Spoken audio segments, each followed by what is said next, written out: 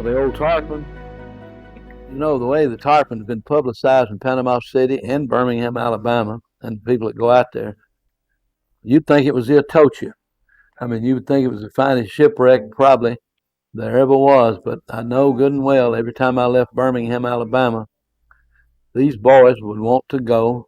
Everybody wanted to go to the old Tarpon. You had collectors, you had fishermen, spear fishermen, you had cameramen. It just gave you a little bit of everything except the fact that it was just in too deep a water to really photograph as it could have come out if it was in 30 or 40 feet of water.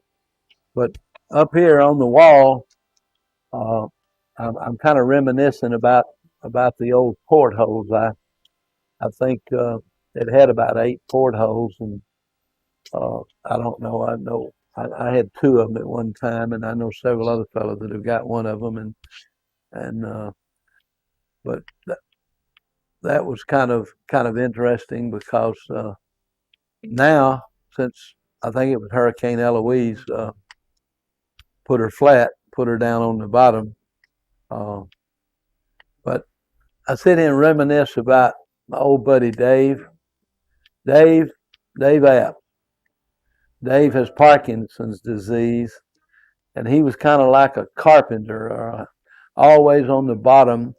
When Dave was diving on the tarpon or any wrecks, you always heard a constant hammer banging, bing, bing, bing. He was always taking a bell, or he was taking a bolt. He was always taking something off the wreck. And I well remember old Dave. Uh, he really enjoyed diving shipwrecks, and so that porthole reminiscence makes me reminisce about about the old tarpon. And as I told you back then, she was intact. Well, not totally intact. The superstructure, the members, uh, the deck was gone, but you could swim down into the deck, or if you wanted to really do something unusual, you could back up and go down the ladder. It was all existing.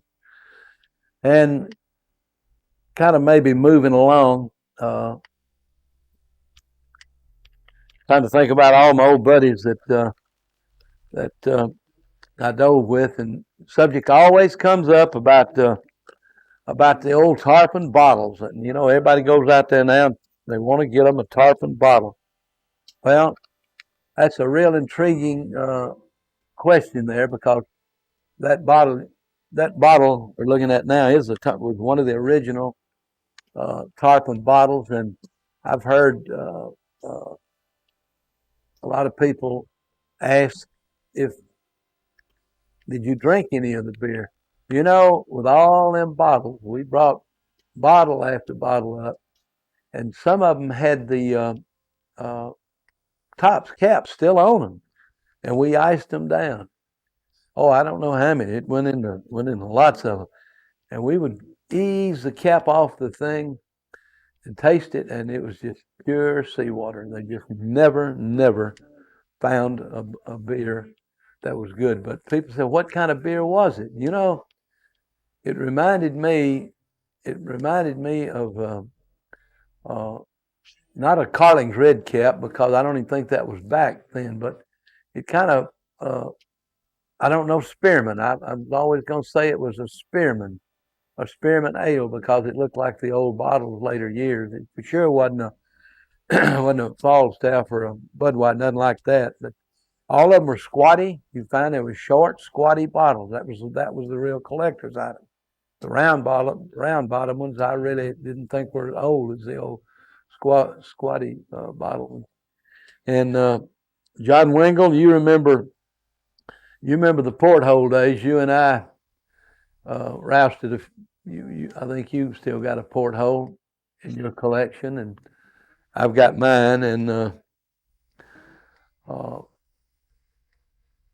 the uh, the wreck had oodles of bottles, and I think it had 8 portholes. And I remember seeing the screw on the back of it. I don't know if that thing is still there or not, but it seemed to me like it had one of the blades on the screw was torn off. It was completely off the thing, and And then up here on my wall is wow, is a big fish.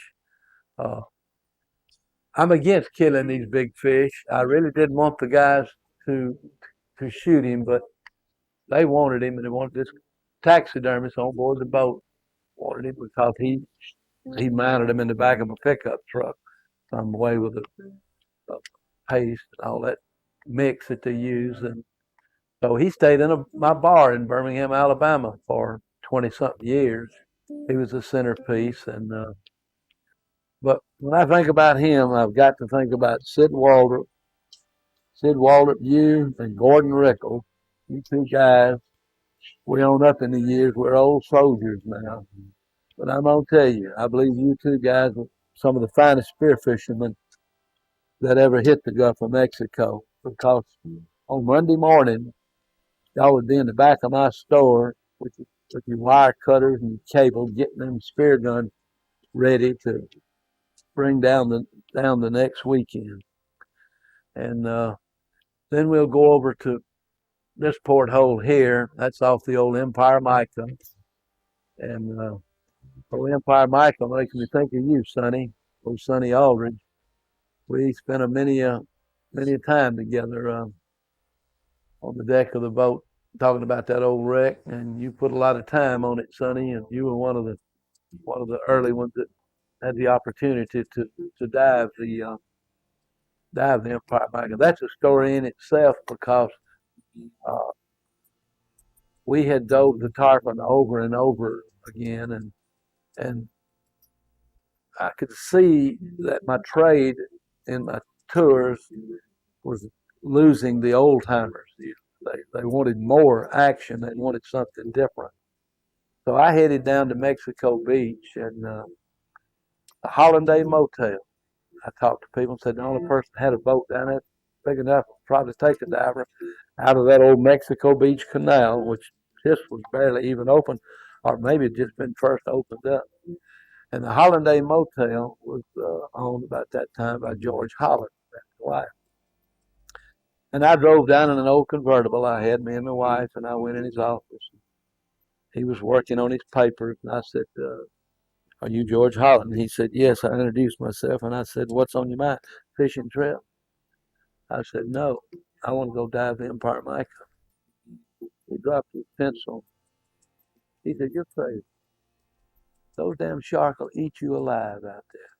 I said, "Well, I don't know that. I've never been out there." He said, "I'm not interested in that. I run fishing trips," and uh, I said, "Well, look, we're not amateurs. You're not talking to young, foolish people. We are actually in an exploration stage of this diving, and this is going to become a prime wreck.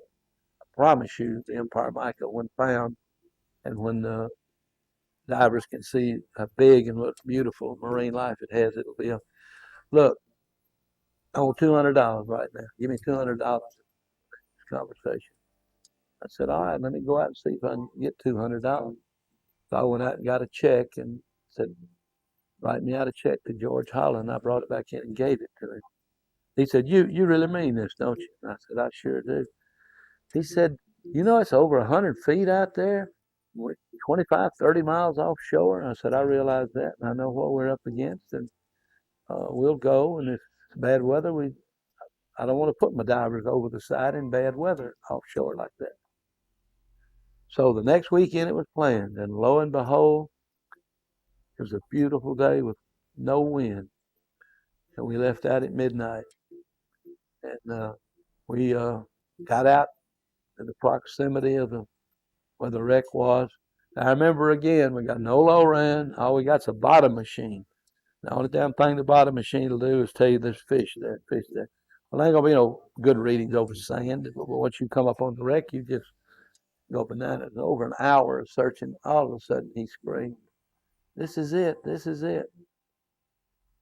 Throw the anchor!" They threw the anchor over, and I sent a couple of fellows over with mask and fins, and I said, "Just look down and look for huge cuda and look for huge amberjack and stuff." And they did. Boy, they come back on board and said, "We are on it. They are everywhere."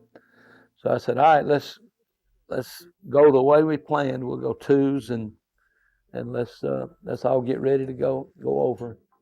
And hollered and said, "Come up here on the flying bridge. I'll tell you something." I went up and he shook hands with me. I said, "What's that?" He said, "You're gonna be the first one I know of to go down there, and you know I ain't never found it in my life. I ain't never been out here today to look for it, so we're on it." So anyway, we dove it, and from there on in became a relationship of going with him